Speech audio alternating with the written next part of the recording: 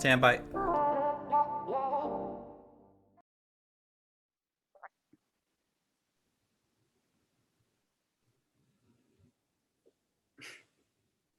Good morning, and welcome to the 2021 Canadian Women in Cybersecurity Conference. Today is March 8, 2021, International Women's Day. The conference is airing live from the town of Aurora, and we acknowledge that we are on land cared for by the people of the William Treaty First Nations, Chippewas of Beausoleil First Nation, Georgina Island First Nation, Rama First Nation, Mississaugas of Alderville First Nation, Curve Lake First Nation, Hiawatha First Nation, and the Scugog First Nation. We wish to recognize the long history of First Nations and Métis people in Ontario and show respect to them, their ancestors, and their people today. My name is Katherine Pollock, and I am delighted to be asked to say a few inaugural words of welcome. I am a partner at the Toronto office of Fasken, which is an international law firm. I practiced in the area of employment and human rights law for 30 plus years. How did that happen? I'm currently the chair of the firm's Equity, Diversity, and Inclusion Committee. And as of January of this year, I was elected the chair of the Fasken Partnership Board, the first woman ever in our firm's very long history, and also the first person who identifies as a member of the LGBTQ plus community. When I became chair of the Fasken Partnership Board, I was astonished and humbled at the outpouring of support, both from people I knew and people I did not know. It reminded me that representation matters. It matters in the law to see women as equity partners, as judges, heads of important committees, heads of the firm. We know that those coming into the legal profession look up to see if there's anyone that looks like them. Representation matters in my profession and in any other profession to see women lead, be present, to matter in spaces not traditionally reserved for them is extraordinarily powerful.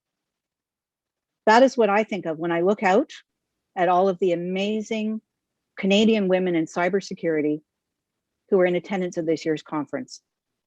To borrow from the theme of this year's International Women's Day, I believe that Canadian women in cybersecurity have chosen to challenge societal assumptions about who works in this space, and my hats are off to all of you.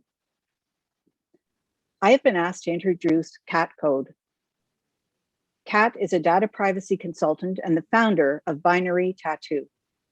She is a returning member of the Canadian Women in Cybersecurity Advisory Board and is the 2021 conference chair. I said before, representation matters, and Kat is a classic example of just that. Someone who is one of the trailblazing leaders that you will hear from throughout this conference, who has broken through the glass ceiling and helped pave the way for women to lead and excel in cybersecurity. I wish you all the very best on this International Women's Day and trust that you will have an inspiring and amazing conference. Kat, over to you. Thank you so much, Katherine. What an amazing way to start the day, the week. Fantastic. And everything you said, representation does matter. And that's why we're here today for International Women's Day, for the Women in Cybersecurity Conference. We often get asked why we need this. Why do we need an International Women's Day? Why do we need a Women in Cyber Conference? And I think Katherine framed it beautifully around the fact that people want to see themselves. They want to see it, to be it, And having all these women and supporters and allies and men in this conference really shows women that anything is possible. I'm so excited to be doing this session this morning with the lovely Rushmi and Shelley, who are my co-chairs. So I'm going to throw it off to Rushmi in just a second, but I did want to say that this conference, the Women in Cybersecurity Conference of 2020, was the last in real life event that I attended. And Rushmi's nodding because I remember giving you a hug, which I cannot do today. So no hugging, no shaking hands. COVID was just a thing we were all kind of joking about, which is quite sad because it was on the precipice of becoming something very serious. But what we have seen over the last year, because here we are in a virtual conference, is the importance of virtual community.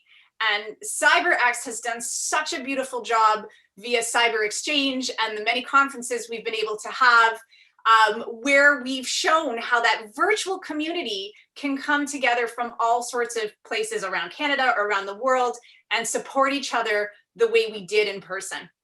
And we have created, again, conferences, jobs, all sorts of ways to connect. And that's been fantastic to see over the last year. So I'm going to turn it over to Rushmi, who is going to run our session this morning, and I'll allow her to introduce herself. Thanks, Kat.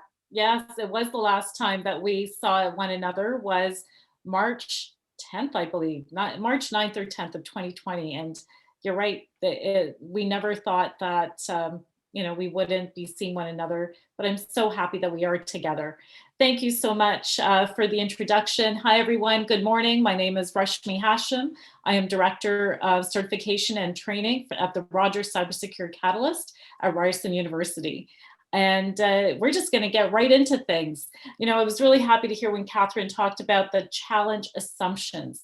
And we just heard Kat say, see it to be it. So let's talk about what is International Women's Day's challenge and what does it mean for this year? And how do we translate that into cyber? So this year's theme for International Women's Day is choose to challenge. We can choose to challenge and call out gender bias and inequity. We can choose to seek out and celebrate women's achievements. Collectively, we can all help create a fair and more inclusive workplace for all by learning to recognize and choosing to challenge bias. From challenge comes change, so let's all choose to challenge. So if we choose to challenge ourselves to speak up and speak out about the barriers to entry to cybersecurity as a profession, so we know that the barriers are many, we will find solutions to eliminate those barriers. If we choose to challenge ourselves to speak out about gender-based work roles, which we see in cybersecurity, we will eliminate those barriers. So today, we want you to think about what will your challenge be? So I'm going to ask Kat, we're going to get into things, and Shelley just dropped off, everyone. I'm sure she's going to be back in soon. But Kat, what is your International Women's Day challenge? And tell me about the story behind that challenge and why you're creating this challenge. So my challenge is work-life balance. And this doesn't just apply to women, it applies to everyone. But with COVID, we have certainly seen an increased demand on women who take the primary parenting role in homes or the primary caregiver role. In some cases, it's caring for elderly parents. So we'll explain that one. So I come from the tech space. I'm an engineer by trade. I spent over a decade working at BlackBerry, which was RIM. I loved that job. Don't get me wrong. Loved that job, loved the people I worked with. But tech at that point, which it still is today, is very much a competitive space with hours. And we see a lot of this kind of commentary around we have to stop glorifying this overworking. We have to stop glorifying I worked 60 hours this week. I see Shelley's coming on. So what we want to do, I left tech because the hours were too many for me. So I had 2 small children at the time. I had been doing the 60 to 80 hour weeks and it had become overwhelming. And so I said, I can't be in this space anymore where my life is work instead of the living to work instead of working to live. So I pulled back, and the feedback I have gotten, so I've been running my own company almost 8 years. The feedback I get from women all the time is, how do you say no? Or how did you back off? And it takes time to get there. It takes time to put yourself first. It takes time to potentially put your family first. But the challenge, especially with this year, looking at COVID, as I'd said, statistically, we have seen numerous articles come out and numerous studies come out about when kids were sent to work virtually from home. In many homes, it was the mother who ended up looking after those kids. And Rushmi, you and I have talked about this a few times. Yeah. I was taking breaks when I could to eat lunch with my kids. I enjoy doing it. They can make themselves lunch, but I make a better lunch when I make it. Otherwise, they tend to pull things out of the freezer, and I tend to make maybe healthier lunches than they do. But I love to mother, right? So if I have that opportunity to go out and make them lunch and have lunch with them, that's something I like to do. But it's become more challenging in this time for this work-life balance, because now it's not even a building. Now it's not even, I'm going to go to work for 8 hours and then I'm going to come home and live my life. Now work is home and home is work. So really choosing that challenge to find the balance. How do you set up a balance in your life between I am going to work when I need to work, and I am really going to cut that off and leave it behind and turn around and focus on myself? Thank you. We're going to delve into a little bit of that in a moment, even more, Kat, but I completely understand. I face that challenge daily as well with my daughters at home. And so I appreciate that a lot, what you're saying about, your challenges for work-life balance. Shelley, what is your challenge for International Women's Day? And tell us the story behind it. Like, where does that come from? Oh, my challenge for International Women's Day is knowing that we have had some success in creating diversity and having more women on the teams and being involved. I think we have to remember that just because we make a place at the table, or we are more inclusive and we have more women, more diversity in our workplace, that the workplace needs to change. Don't give me the same suit and tie that you were giving the other people. Don't give me the same hoodie that you were giving the other people. Don't give me that same dark corner. We're different. And we're going to respond differently. And so sometimes I get frustrated, and I've talked to many women they've been in those roles where they've been the change maker, they've been the leader, and they've just decided to back off. They just decide to exit stage left because they're like, I just don't need all that. It's lonely to be that person. You're always the person trying to create change. So for the leaders out there who stand at the podiums and say, we've got change happening in our organization, it's not just a numbers game, it's an action game. So change has to reflect. And now that we have COVID and we have people working from their homes, and I talked to some top executives, and some of them are crying with me on the phone because having a 4-year-old at home, I remember one day one of them said to me, Shelley, I don't know if this is safe for me or my son.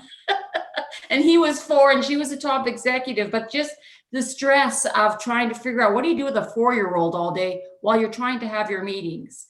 And many organizations have come a long way and have allowed for adaptability. But for me, my challenge is to say, if you're making those changes or you've made those changes in your organization, make sure you've done all the other activities that go with it, and recognize that, women are different. We have different needs, or workspaces need to be different.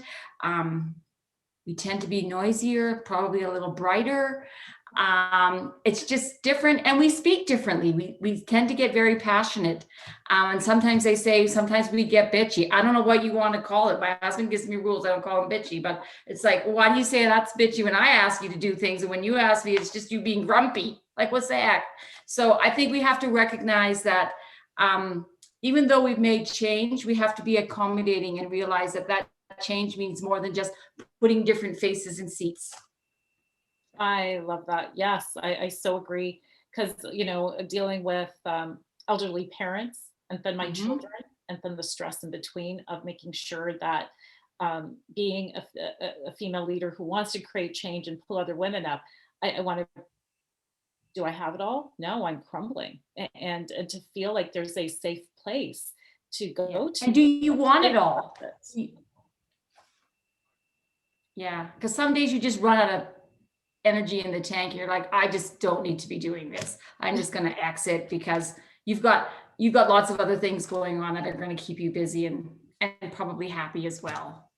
It is. I'll share with you my challenge for this year is, to really challenge gender stereotypes so that one day my daughters can earn a seat at any table that they desire. And, and this is not just a challenge for me, but it's a challenge for my husband as well, because he has the opportunities to start paving that change in his workplace. And same with, my brother should be doing this as much as I should be. And so it's to make sure that my daughters, who have amazing ideas every day of, this is what I want to do, I want to be an engineer, the next day they're a baker, and to have limitless thinking and to not be confined coming into an industry. And we see this in cyber a lot, right? It has been, and I saw a post recently from one of my students even this morning of, I'm going into an industry where it's heavily dominated by men. How's my voice going to be heard? When will my voice be heard? Do I have the communication tools to be heard? And am I making the right choices? Because I don't think I have that communication ability to be able to sit at that table and communicate effectively. So, I want to be able to challenge those stereotypes that there is a space for all, and that my daughters can have their choice, not be limited. So that's where. So, Kat, you talked about yours, and you brought little pieces around the aging parents. You talked about this work-life balance. Why is it that you want women to get out of this challenge that you're facing? How does a woman capture that challenge and say, yeah, I'm going to really embrace what Kat's saying? So statistically, we take on the mental load, right? That's what we do as women. And laughs. I'm sure there are some parents out there and some not, but even as a parent, I mean, you've got to know when your kids' birthday parties are, whose gifts have been purchased, what size are their feet currently, do they need new winter boots? I mean, the load of stuff that women deal with we're planners mostly, right? And we take on this massive mental load in general. So being able to disassociate, again, the work from life, we need it. We need to separate that out, or it becomes overwhelming. Like you said, Rushmi, like there are days this doesn't work, right? Like the women are not okay. Let's put it that way. And this whole COVID thing, the women are not okay. There are a lot of men that are not okay too. But it's been very weighing to have to balance more home than we had before. So it is a challenge, and it is, like, I guess people are like, oh, it's easy to say. Yeah, it is easy to say. And it is hard to do. Like carving out time for exercise, or if it's reading a book or whatever it is. Like that's my vice, is reading. I don't know, I've read way too many books, but that's my thing. Some people are binging Netflix, right? There's no judgment. I think that's the other thing. Like we have to step back and say, whatever your balance is, whatever your break is, you need to take that. I think one of the things though with cyber is we're going to hear from lots of amazing people this week who didn't come from the tech space, right? There are lots of women in cybersecurity and men who did not come from a technical background, but it is still a technical field. And it is, like you said, it is still a male dominated field. And we are still struggling, although there's, again, every time I see the amazing women, I'm like, wow, we do have a lot of amazing Canadian women in cyber, but I feel like I know them all. I shouldn't know them all. There's too few. If every time there's like a top 20 list, I'm like, cool, I know 12 of those women personally. I'm like, I shouldn't anymore. There should be a new top 20 that no one's ever heard of. And that to me is quite telling that we are still, even though we're making headway here, we are still in a male dominated world where women still need to make that step up. Such good points there. Shelley, what are your thoughts on, how do we embrace your challenge? What's something that we need to be doing? I think recognizing recognizing and sometimes being uncomfortable, because there's nothing worse than knowing, your boss is saying, look at all the great things you've done. And you're like, yeah, well, you've opened the door and you've let some people in, but they're really not comfortable here for these reasons. And how do we make those changes? So I think, it's always kind of making the poke, like make the poke, speak up. We still have to speak up and recognize that there are some things that we just don't want to do, doesn't work for us. There are some things that we would like to do differently. And now as we deal with COVID, so I don't have any kids at home, but I'm going to tell you, I used to travel about 70% of the time. I've been home now for a year with my husband, and it has been so wonderful to rekindle that relationship. So it's been a great time for COVID, but I have also in my work life struggled with this office in your home, trying to fit in. I've had role changes because I don't know about your workplaces, but ours at SANS has changed a lot in the last year. There's a lot of things that we're doing differently. So there's a lot of role changing that's happening. And then just to make sure we don't lose some of those key people that we worked so hard to get to fit into the organization, excited for change. And as we look in this industry, what I have dealt with the school homeschooling, because I have grandkids that homeschooled, and my kids were fortunate enough to work, but they needed daycare. So I said, bring them here. How hard can it be? They're going to be homeschooling all day at their computers. Well, it's a little harder than that. It's a lot of work, actually, especially when it first happened last year. It was a lot of work last spring and last summer, early last summer. So, but just those changes and seeing what it's doing, how we travel, what is our world going to look like, and how do we get more people in technology? How do we get more women to want to say, I want to do that? And how do we teach their parents that that child who's on the computer all the time, that's not necessarily a bad thing.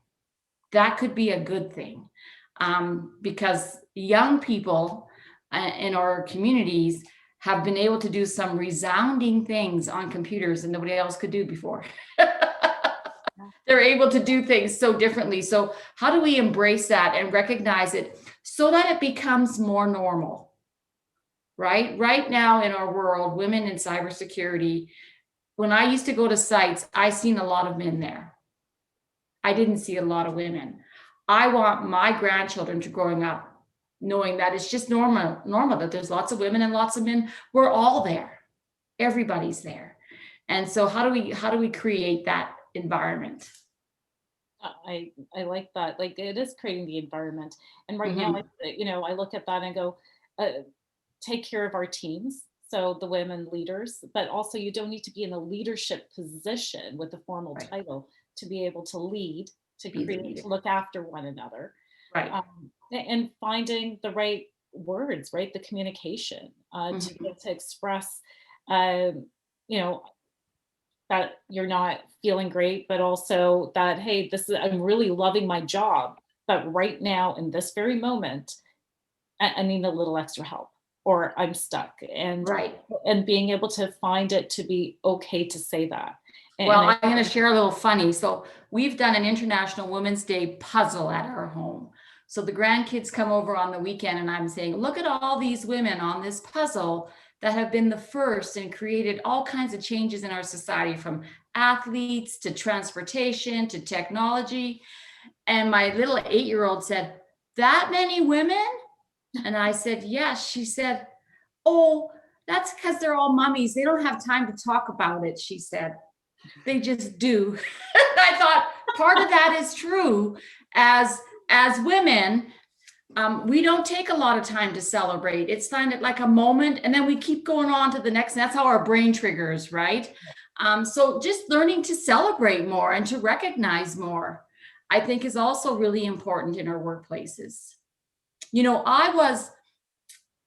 I was with the government in 1990 when we had the first piece of legislation go forward on recognizing same-sex marriages, and it didn't pass.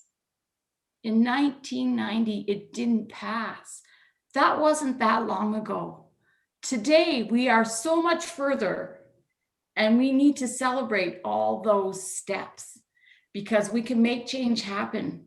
It doesn't always happen the first time you swing the bat, but you have to keep going at it. So yeah, we really need to celebrate and recognize. It is resiliency. Mhm. Right? Yeah. Pat and I have spoken about this before as well, and with you, Shelley. It's resiliency to say, it's okay, we're gonna try again. It's okay, we're gonna try again. And I think resiliency is one of the core attributes that we bring to cybersecurity, because that is what cybersecurity is about. It is our ability to innovate. I will say just on that, like do have to keep in mind how far we've come. And my teenage daughter and I, we recently watched Bridgerton, which we were joking about. And then we also watched Pride and Prejudice, which were both set in the late 1700s, early 1800s. And my daughter's watching these moms whose sole purpose is to find their daughter's wealthy husband. Like that was it. That was everything. They were supposed to be well-mannered and go to balls and meet a husband. And my daughter's just sitting there shaking her head going, thank God I do not live in that time, because I just would have stolen a horse and ridden away. But that's the thing, like we forget, like you just said, Shelley, like things were much worse off 20 years ago, 30 years. Like we have come leaps and bounds, and we will continue to come leaps and bounds. So I think it is a balance of actually saying, look, we've come a long way and let's celebrate that, like you said. But let's also acknowledge that we have further to go. And none of us are sitting here planning for the ball on Saturday to see who we're going to marry our children off to. So like, we're all in a better place. It is. It's so true. A question just came in, a great question. So what can guys do? What can the men do to help support us in these efforts of creating the next step, the opportunity to bring in more women into the industry? You know, what do you see? Kat, what do you think? How can that's such an excellent question. And it's almost the $1 million question. I think Shelley touched on it a bit with creating like the bro environment is what a lot of people feel that they're walking into in tech. This is almost no fault of tech itself. This is a fault of the media. I have a huge thing against the media because they're always showing like male dominated tech offices of like geeky 20-year-old guys in hoodies, like you just said. And like, there are other people in that office.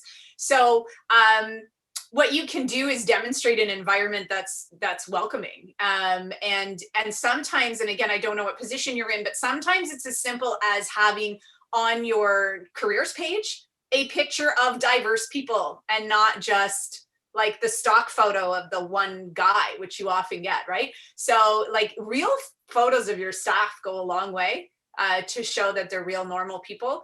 But also considering like, and it's not just male female, like but there tends to be stereotypically beer Fridays and certain things cater more to young people that often male, whereas women have different interests. So keeping that that concept kind of in mind of am I creating fun events that aren't actually fun for everyone? Shelley, what are your thoughts? Yeah, I think, I think there's a lot of men that already do the right thing in our world and are inclusive. And they recognize that. They recognize, how can we find more, in the technology field, unfortunately, or fortunately, depending on how you look at it, there's not enough men or women to fill the spots that are open, right? So, they're always looking at how can we find more people, and they're open to finding, some of them get probably more excited about finding more women just because they know we think differently and we can do some things differently and really contribute. So there's a lot of men that are doing the right things. I think, what can men do? I think they can continue just to be open. I think they can join our parties, and they do. I know at Sands, we'll sometimes have a fun Friday, and you bring your wine, bring your beer, or whatever you want to have, and everybody connects on Zoom, and we just all connect and kind of figure out what everybody's doing, and they take a sincere interest in all of us. None of us feel excluded from that. And it's a men and a women, all age groups, young and old. But just taking those times to celebrate, because it's at those times when you can really hear some comments that somebody would have never said at any other meeting all week at work or all month at work. And you have that just that time where the team gets together to talk, what can we do? The leader on the team, if they're a man, should say, how do we get more diversity on this team? Like, everybody here is great, but if you had somebody else different on the team, just think how much better we would be. How are we going to make it a team challenge? It's not just my challenge or your challenge. It's all of our challenge to be better and to be more inclusive. How do we find those people? How do we provide training? And working with people and men want to solve this. There's not too many men I haven't talked to where they didn't want to solve this and figure out, Shelley, how can we do this? How can we get people more engaged? How can we get different people more engaged? Women. I remember talking to a Canadian government official and he said, Shelley, we can't even get women to apply. How do we get them to apply? So that's that resume thing that happens, right? It's like, okay, I can't count backwards, so therefore I'm not applying for the position. And every man would have applied for the position, even if he couldn't count backwards, right? So how do we get more women to engage?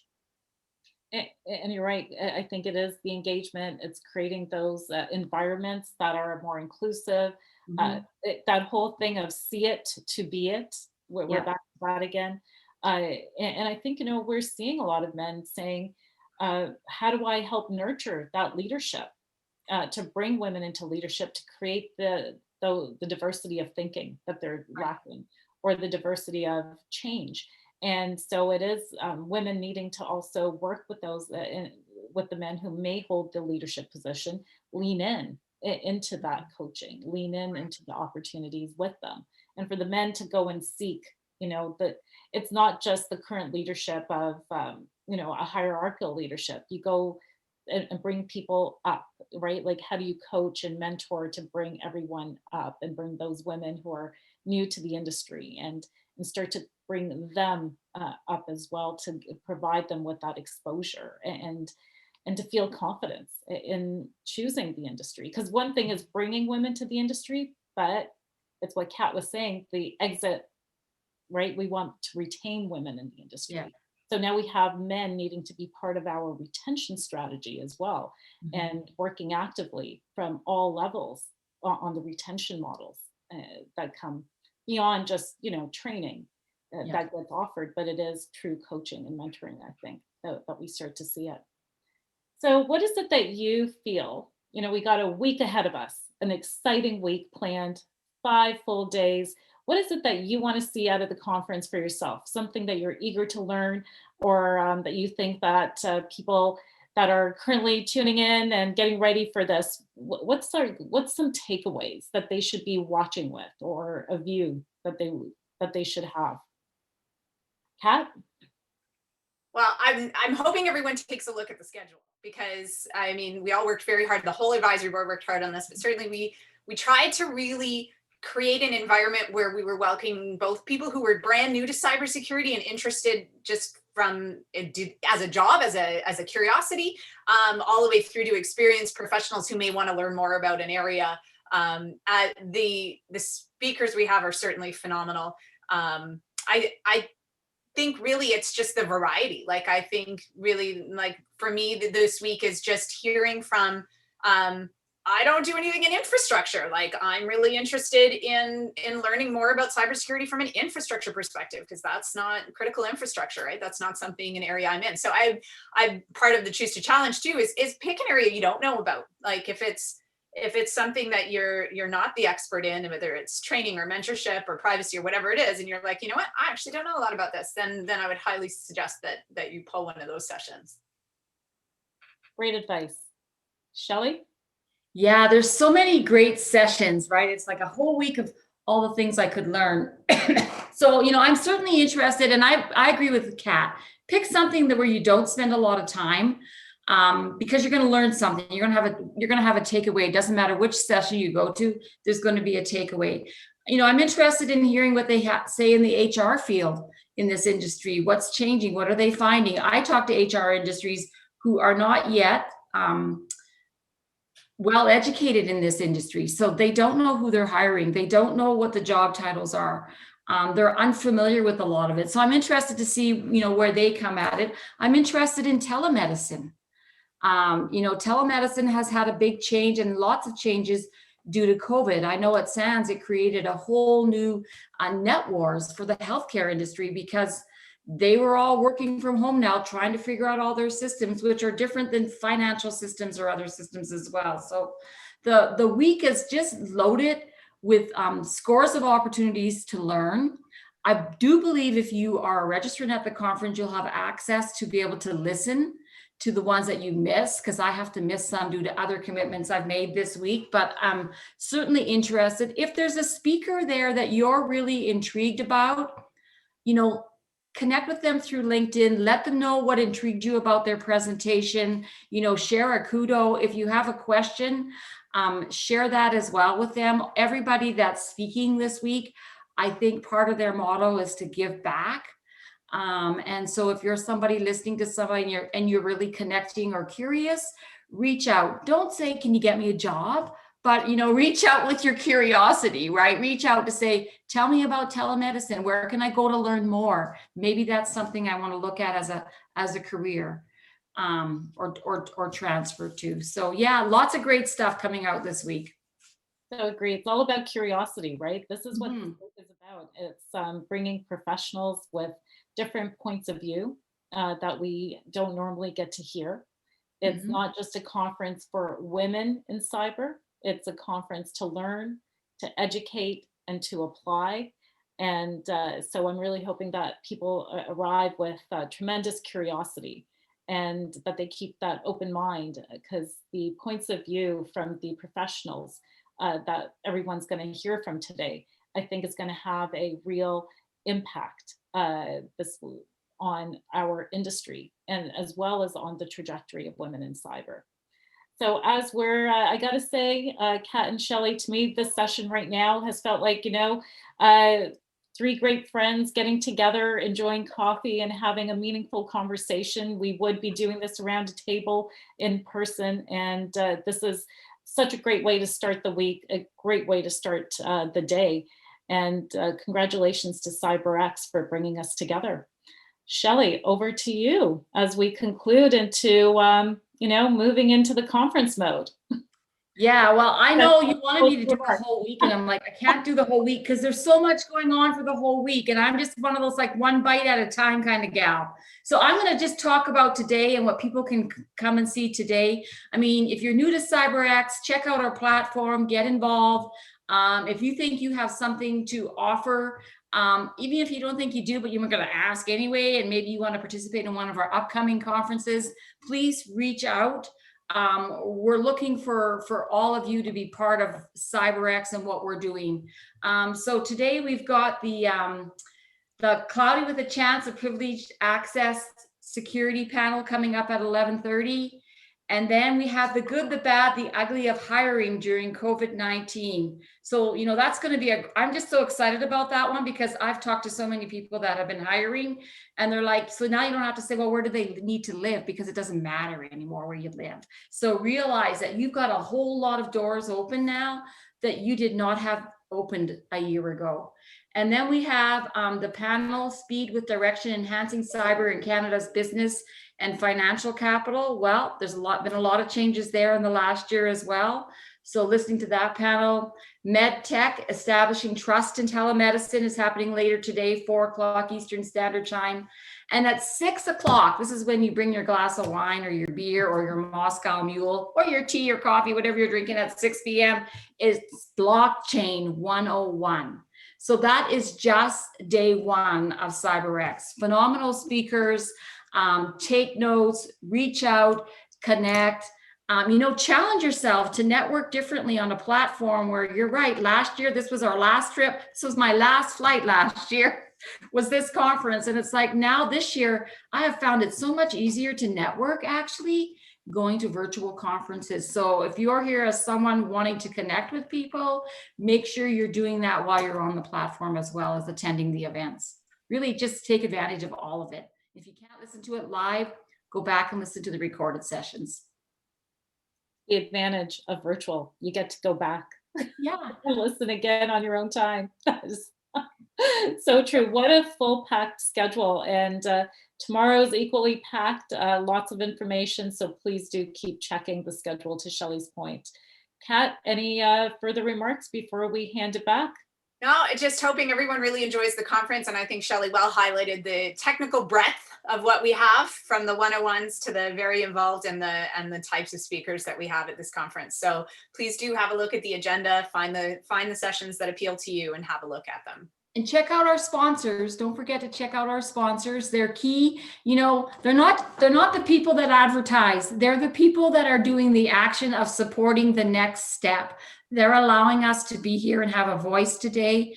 So check out those sponsors, check them out to see what they do. Maybe they have job opportunities. Maybe they have training or scholarship programs that you could access.